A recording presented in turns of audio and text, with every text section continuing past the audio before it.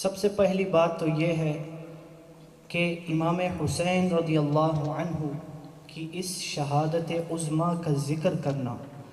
اور پھر ذکر شہادت امام حسین پر غم زدہ ہونا،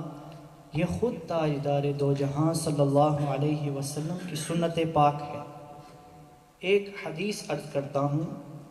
کہ نبی دو جہاں صلی اللہ علیہ وسلم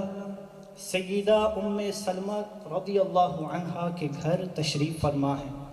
آرام کر رہے ہیں کہ اچانک آپ بیدار ہوتے ہیں، پریشان تھے، اور آپ کے مبارک ہاتھوں میں ایک بوتل ہے جس کے اندر سرخ رنگ کی مٹی ہے۔ ام سلمہ رضی اللہ عنہا قریب آتی ہے اور آپ علیہ السلام سے آپ کی اس حالت شریفہ کی تبدیلی کے بارے سوال کرتی ہے، تو آپ علیہ السلام فرماتے ہیں کہ ابھی جبرائیل نے مجھے آ کر بتایا ہے کہ میرے بعد میرے بیٹے حسین کو شہید کر دیا جائے گا، اور یہ مٹی جو میرے ہاتھ میں ہے یہ اس میدان کی مٹی ہے کہ جس میدان میں میرے بیٹے کو شہید کر دیا جائے گا۔ آپ علیہ السلام نے یہ مٹی ام سلمہ رضی اللہ عنہا کے حوالے کی اور فرمایا، اے ام سلمہ اس کو دیکھتے رہنا، ایک دن آئے گا کہ یہ مٹی نہیں رہے گی، خون بن جائے گا۔ اذا تحولت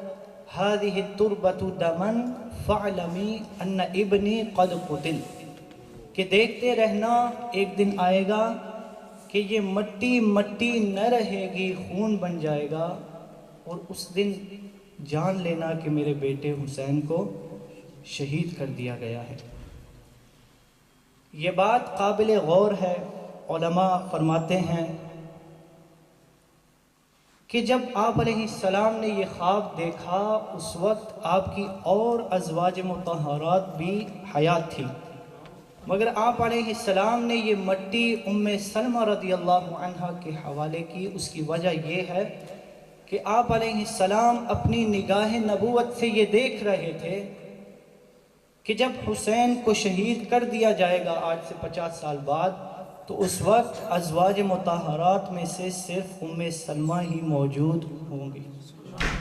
پھر ایسے ہی ہوا کہ ام سلمہ رضی اللہ عنہا ہی موجود تھی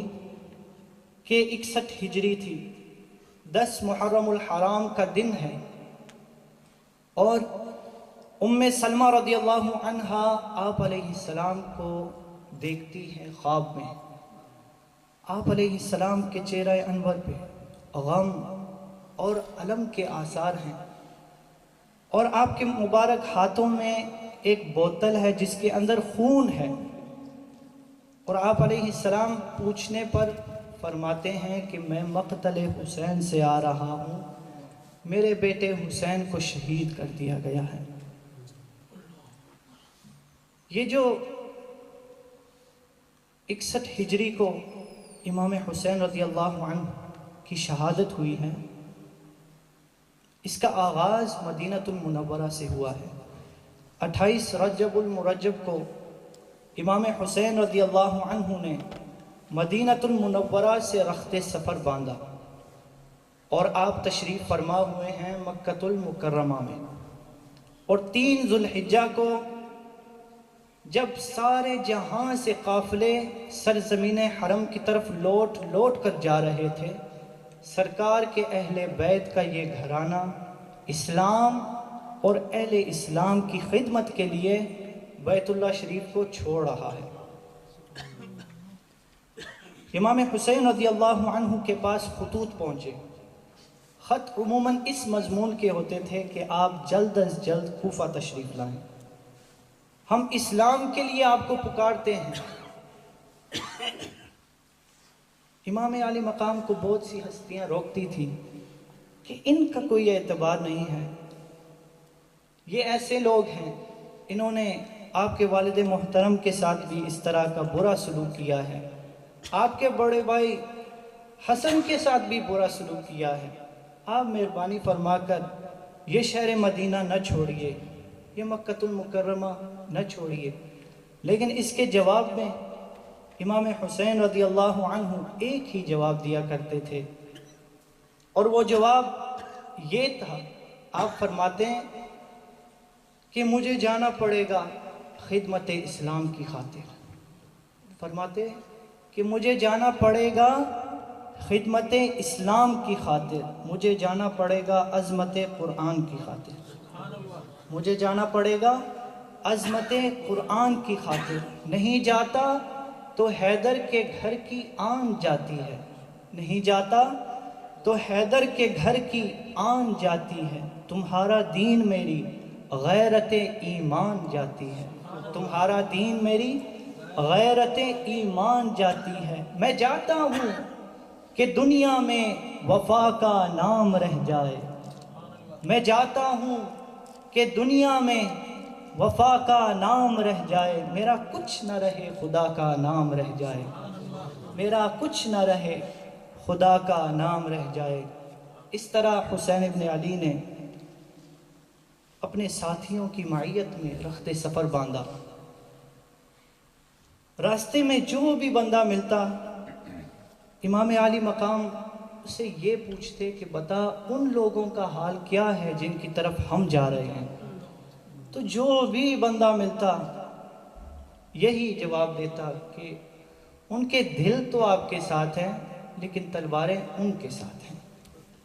لیکن حسین ابن علی رضی اللہ عنہما اپنا سفر جاری رکھتے ہیں، حتیٰ کہ 2 محرم الحرام کو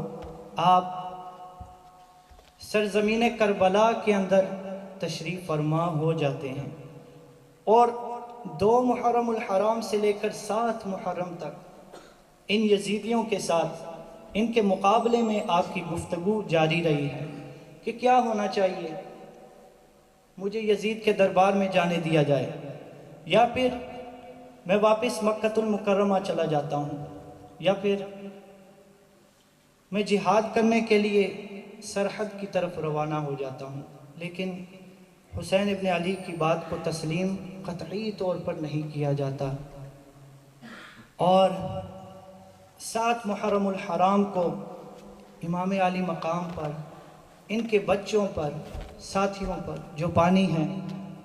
وہ مکمل طور پر بند کیا جاتا ہے۔ 7 محرم الحرام سے لے کر 10 محرم کی صبح تک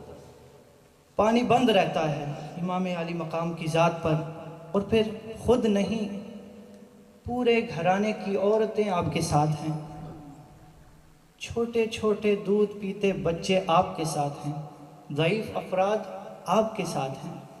ان کے لانے سے پتہ چلتا ہے کہ امام علی مقام جنگ کے ارادے سے نہیں آئے۔ اور 9 محرم الحرام کی رات کو